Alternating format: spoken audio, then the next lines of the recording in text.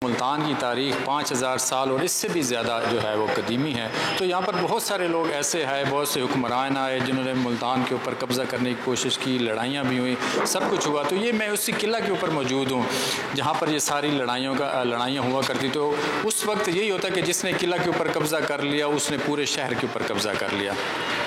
तो यहाँ पर परहिलात के मंदिर, लड़ाइयाँ, सिकंदर आज़म, मोहम्मद बिन कासिम, चंगेज़ ख़ान, वो इस तरह के जितने भी हुक्मरान यहाँ पर आए जिन्होंने मुल्तान के ऊपर हमला किया, उनको एक तस्वीरी शक्ल में यहाँ इस आर्ट गैलरी में समो दिया गया है। तो मैं एक छोटा सा मुख्तसर सा तारुफ अपने नाज़रीन को दिखाऊँगा। परहिलात मंदिर जो हज़रत बहाउद्दीन ज़िक्रिया दरबार के साथ ही है, उसकी ये तस्वीर है कि उसकी फूफी थी होलिका, जिसने परहिलात को उसके अंदर आग के अंदर डाला, लेकिन उसको आग नहीं लगी और उसकी फूफी जो थी वो ज़िंदा जल गई। उससे मुल्तान में होली का जो त्यौहार है वो शुरू हुआ। तो ये उसके हवाले से है। ये हरनिया का शिव मुल्तान का बादशाह था जिसने अपने बेटे परहिलात को आग में जलाने का हुक्म दिया था। और इसी तरह ये बुद्धों का मरकज़ था।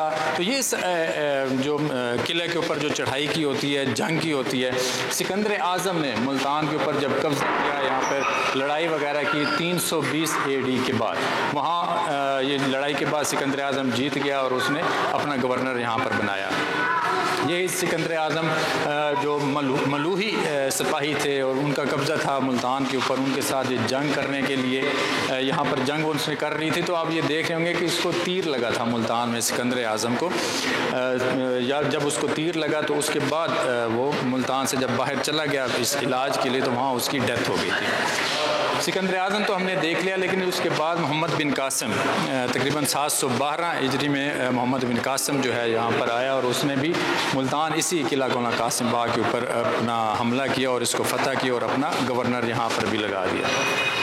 ये भी मोहम्मद बिन कासिम की हैं सारी चीज़ें। और उसके बाद हम आते हैं तो ये मंगोल हैं। ये मंगोलों के बारे में भी हमने तारीख़ में बहुत पढ़ा है कि मंगोल भी यहाँ पर आए। पहले मंगोलों का यहाँ पर कब्ज़ा था, उसके बाद इनके ऊपर भी हमला वगैरह हुए तो मंगोलों से भी आज़ाद करवाया गया। उसके बाद शहज़ादा बिन मोहम्मद सुल्तान यहाँ पर आए। चंगेज़ ख़ान भी मुल्तान तक आया। मुल्तान में उसने इसी किले के ऊपर कब्ज़ा करना चाहा और उसको भी शिकस्त का सामना हुआ। ये उस लड़ाई के मनाजिर हैं कि चंगेज़ ख़ान यहाँ पर आया और उसने 1285 ईस्वी में यहाँ पर मुल्तान के ऊपर हमला किया। ऐसी ये सारी की सारी मुल्तान की तारीख़ यहाँ पर भरी पड़ी है कि किस किस तरह से और किस किस सन में और कब कब मुल्तान के ऊपर लोगों ने हमले किए और मुसलमान जितने भी हुक्मरान थे उन्होंने यहाँ पर आकर जंगें की और अपने अपने गवर्नर मुकर्रर किए। उसके बाद औलिया कराम की आमद का सिलसिला शुरू हुआ और यहाँ पर इस्लाम फैला और लोग जोक दर जोक इस्लाम में दाखिल होते गए।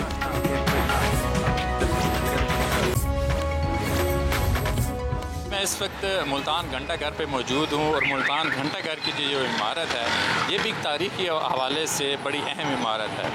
मुल्तान के इस घंटा घर के हवाले से जो तारीख़ में बताया जाता है 1884 में इस बिल्डिंग को तामीर किया गया।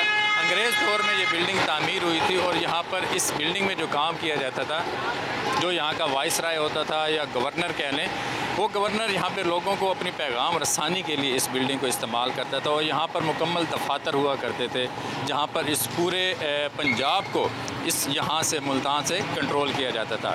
तो वाइसराय और जो यहाँ का गवर्नर होता था वो इसी बिल्डिंग में बैठता था। इसी बिल्डिंग से अपने जितने भी पैगामात होते थे और यहाँ से वो अपनी पैगाम रसानी करते थे। ये इंतहाई खूबसूरत बिल्डिंग मुल्तान की ना सिर्फ अंग्रेज़ों ने मुल्तान में बनाई बल्कि झंग में भी, फैसलाबाद में भी, अपना दीगर और भी शहरों में बनाई गई है। लेकिन वहाँ पर छोटी बिल्डिंग्स हैं, यानी कि सिर्फ जो वाल क्लॉक है वो वाली एक बिल्डिंग बनाई गई है। लेकिन मुल्तान की जो ये जो बिल्डिंग है ये एक पूरा दफातर के तौर पर इस्तेमाल होती थी क्योंकि यहाँ से पूरे पंजाब को अंग्रेज़ दौर में कंट्रोल किया जाता था।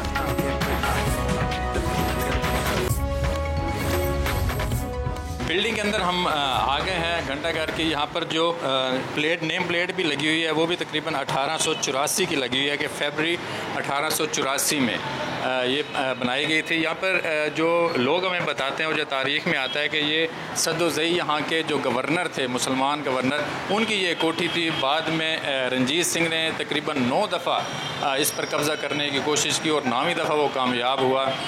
और उसने इस बिल्डिंग के ऊपर कब्ज़ा किया। उसके बाद उन्होंने इस बिल्डिंग को डिमोलिश किया। डिमोलिश करने के बाद जब अंग्रेज़ हुक्मरान आए तो उन्होंने इस पूरी बिल्डिंग को नए सिरे से तामीर करना शुरू किया। बहुत सारे इसके कमरे हैं, बहुत सारी अपना इसके कमरों के अंदर चीज़ें भी हैं। हम ये इसकी बैक साइड पे आए हैं जहाँ पर तामीर का काम जो है वो जारी है। बहुत खूबसूरत और तकरीबन 2 मंजिला ये इमारत है और बहुत लंबा इसका क्लॉक टावर भी है। हमारे साथ जो वॉल सिटी, अब ये बिल्डिंग जो है वो वॉल सिटी को दे दी गई है, वो इसकी तामीर वगैरह भी कर रहे हैं। उमैर हमारे साथ मौजूद हैं, वॉल सिटी के डायरेक्टर हैं और इस सारी बिल्डिंग को देख रहे हैं। उमैर, थोड़ा सा इस बिल्डिंग के हवाले से बताइएगा कि फ़न तामीर का एक नमूना है ये बिल्डिंग जो है, इंतहाई खूबसूरत है। तो वॉल सिटी इसकी रिन्यू करने के लिए क्या क्या काम कर रही है?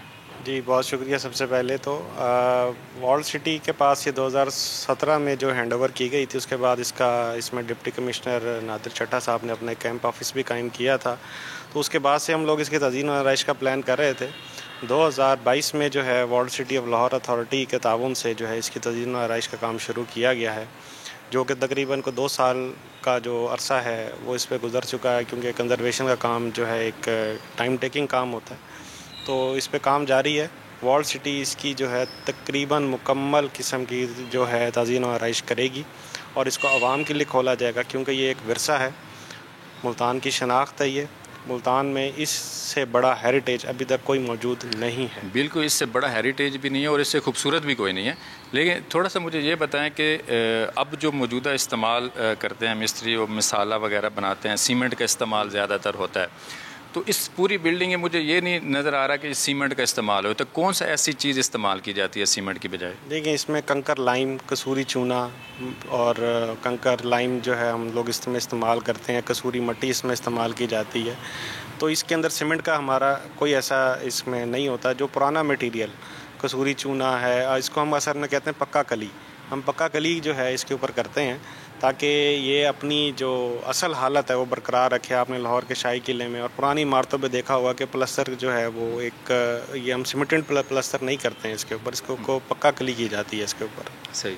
अब इसको उसी सूरत में जो है बहाल किया जाएगा, तो इस हवाले से कितने फंड्स वगैरह आपके पास मौजूद हैं या कितना खर्चा वगैरह आ रहा है? देखिए, इसके लिए कोई 2.5 करोड़ का फ़ंड जो है वो लिक्विड किया गया था, लेकिन क्योंकि एज़ पर द इन्फ्लेशन आप देख रहे हैं तो इसको एक रिवाइजमेंट किया गया। इंशाल्लाह जल्दी वो फ़ंड भी रिलीज़ हो जाएगा, तो फिर इसकी 5 से 6 माह के अंदर कंप्लीट कर ली जाएगी। जी, हम घंटा घर की छत के ऊपर आ गए हैं और छत के ऊपर भी रेनोवेशन का काम जो है वो जारी है। एक जो अहम एक और चीज़ है वो भी हम आपको दिखाते हैं कि जो यहाँ के गवर्नर होते थे, जो वाइसराय होते थे, अपनी जो पैगाम रसानी करते थे लोगों को इकट्ठा करके बुलाने के लिए, तो एक ख़ास किस्म का सायरन बजाया जाता था। जब सायरन बजाते थे तो लोग बड़ी तादाद में इसी घंटा घर चौक पे जमा हो जाते। जी, ये वो सायरन था जिसकी आवाज़ इतनी ज़्यादा थी कि इसके इर्द गिर्द के जितने भी लोग होते थे यहाँ पे आके जमा हो जाते थे और वाइसराय ने या गवर्नर ने अपना जो भी पैगाम देना होता था वो इसके ज़रिए देता था। इसकी तारीख के हवाले से भी थोड़ा सा उमैर भाई जी, ये उसी टाइम का एक सायरन है जब लोगों को इकट्ठा किया जाता था। आपको मैंने बताया था जैसे पहले भी कि आपको पूरे पाकिस्तान के अंदर सिर्फ ये पोर्शन मिलेगा घंटा घर का, इतनी बड़ी बिल्डिंग नहीं मिलेगी।